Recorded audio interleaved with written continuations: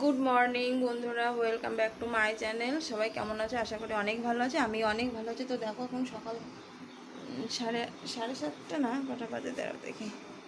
হ্যাঁ, 7:15 বাজে। বাইরে বেশ ঝকমকে রোদ উঠে গেছে, মনে হচ্ছে আজকেও খুব গরম পড়বে। আর আমার পাপা সোনাকে দেখো মিন্টু হয়ে ঘুমিয়ে পড়েছে। আসলে কি বলো তো, ও 3 দিন ধরে দেখছি যে মানে রাত্রিবেলা একটু ঘুমায় না, মোটেও ঘুমায় না, সারা রাত ধরে ছটফট করে ওই 3টে কি 3:30-র দিকে উঠে পড়ে। উঠে পড়েই মানে কি বলবো, ছটফট ছটফট করে। গা চুলকি দিতে হবে, হাওয়া দিতে হবে, গা ডলে দিতে হবে, তারপরে এটা ওটা নিয়ে খেলা করে, বসে থাকে। এসব করতে করতে সকাল হয়। সকাল হওয়ার পরে এই যে খেয়ে দিয়ে ঘুটা রান্না করে দেওয়া হয়। ও তো দুধ খায় না, তোমরা তো দেখেইছো। চাল ডালের গুঁড়োটা রান্না করে দিই, খেয়ে দিয়ে যে ঘুমিয়ে পড়ে। তো দেখো এখন ঘুমাচ্ছে ও, এই ঘন্টাখানিক ঘুমাবে। তো আমারও কাজকর্ম সব হয়ে গেছে, উপরের বিছানাটা গোছাবো। তো চলো যাই, উপরের বিছানাটা গুছিয়ে আসি, তারপরে আবার রান্না করতে হবে। সকাল সকাল রান্না করে নিয়ে ঘরে বসে থাকাটা ভালো, তাই না? যা গরম পড়ে, আকার পিঠে বসে থাকা যায় না। আর আমাদের রান্নাঘরের মানে টালির উপরে পুরো রোদ লাগে, তো পুরো রোদটাই রান্নাঘরে। তো চলো, দেখো আমি স্নান করে চলে এসেছি। এখন দুপুর বাজে, দুপুর। তো দেখো আমার মেয়ে যে মানে ঘুম থেকে উঠলো, আমিও ঘুম থেকে উঠলাম। ঘুমিয়েছিলাম আজকে দুপুরবেলায়, যা ঘুম হয়েছে মানে কি বলবো। মানে মানে পাপার সাথে আমিও পাল্লা দিয়ে ঘুমিয়েছি। তো স্নান করে এখন ভীষণ ফ্রেশ লাগছে।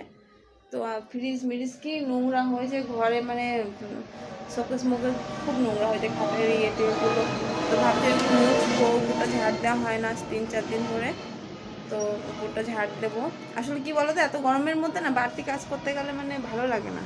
আর বাইরেটা দেখো কি অবস্থা, এত ধুলো মানে আর বলার উপায় নেই। মানে জানলাটা তো খোলাই যায় না, প্রচুর ধুলো। এই রাস্তার ধারে বাড়ি হলে না, এই এক ঝামেলা। মানে ধুলোতে মানে পরিষ্কার করেও মানে কুল নেই, পরিষ্কার করেও থাকবে না। মাথাটা এখনো আসছেনি, মাথাটা তো আসছেনি। তারপর আবার কাজে হাত দিতে হবে। ভাবছি আজকে ফ্রিজ ট্রিজগুলো পরিষ্কার করব। সে পাপার জন্মদিনে মানে ফ্রিজ চালু হয়েছে, আর মানে এর মধ্যে ফ্রিজ আর একদিনও বন্ধ হয়নি, আর পরিষ্কারও করা হচ্ছে না। আসলে কি বলতো, সময় থাকে কিন্তু মানে আমার ভালো লাগে না গরমের মধ্যে, তো বাড়তি কাজ করতে ইচ্ছে করে না। বিছনা টিছনা গোছাবো। তো চলো আমি মাথা টাথা আসছিয়ে তারপরে আবার আসছি।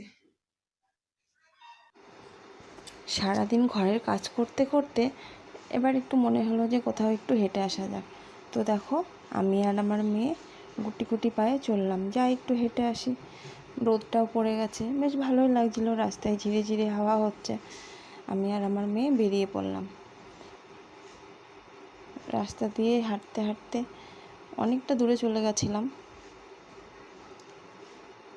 তো দেখো আশেপাশেটা, ভাবলাম আশেপাশেটা তো তোমাদের দেখানো হয়নি, তো একটু আশেপাশেটাও দেখিয়ে দিই।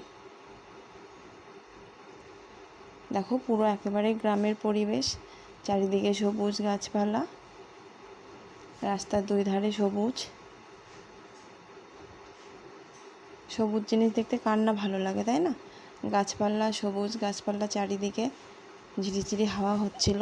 তো বেশ হাঁটতে ভালোই লাগছিল।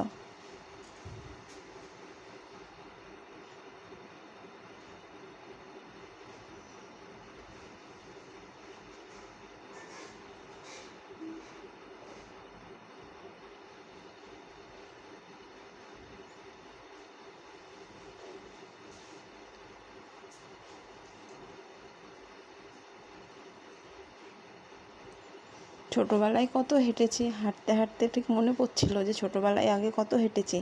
হেঁটে হেঁটে স্কুলে যেতাম, আবার হেঁটে হেঁটে বাড়ি ফিরতাম। তো দেখো এখন সন্ধে হয়ে গেছে, আমি চলে এসেছি ঠাকুরের সন্ধেবাতি গোছাতে। সন্ধেবাতি গুছিয়ে রাখলে কি হয়, তো সন্ধ্যের সময় তাড়াতাড়ি করে সন্ধেটা দিয়ে দেওয়া যায়। তো আমি সুন্দর করে পলতেগুলো সাজিয়ে রাখছিলাম, প্রদীপের ওপরে সব গুছিয়ে রাখছিলাম। আসলে কাজ যতটা গুছিয়ে রাখা যায় ততটাই ভালো, তাই না? আর আমার আগে করে গুছিয়ে কাজ করতেই ভালো লাগে। এলোমেলো কিছু করে রাখা বা এলোমেলো করে ফেলে রাখা, সেটা আমার একদম ভালো লাগে না। তো দেখো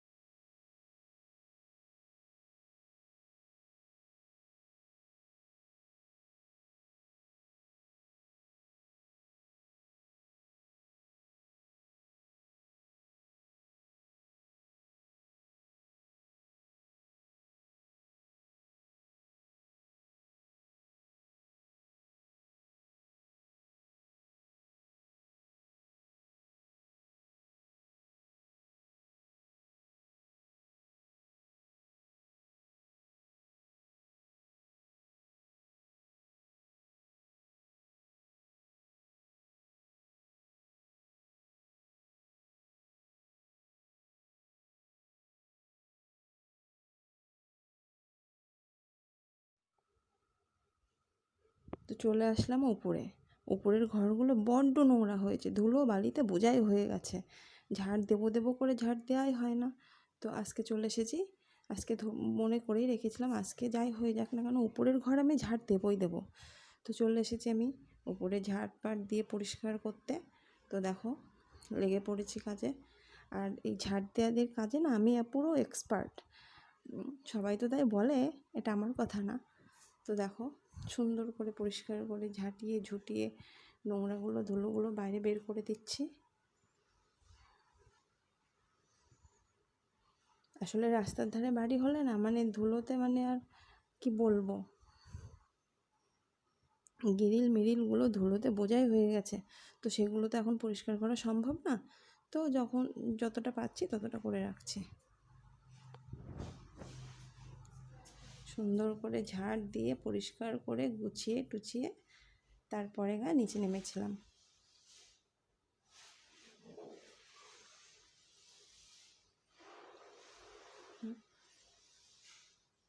সোফার তলাটাও ভীষণ নোংরা হয়েছিল, বক বক করছিলাম আর ঝাড় দিচ্ছিলাম।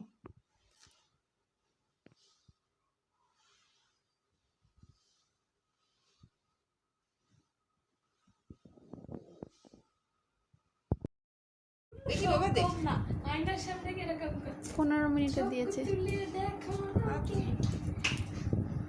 আমার মন তো অনেক বড়, একটা মেয়ে আমাকে বিয়ে করতে চেয়েছে, আমার মন তো অনেক বড়, জনগণের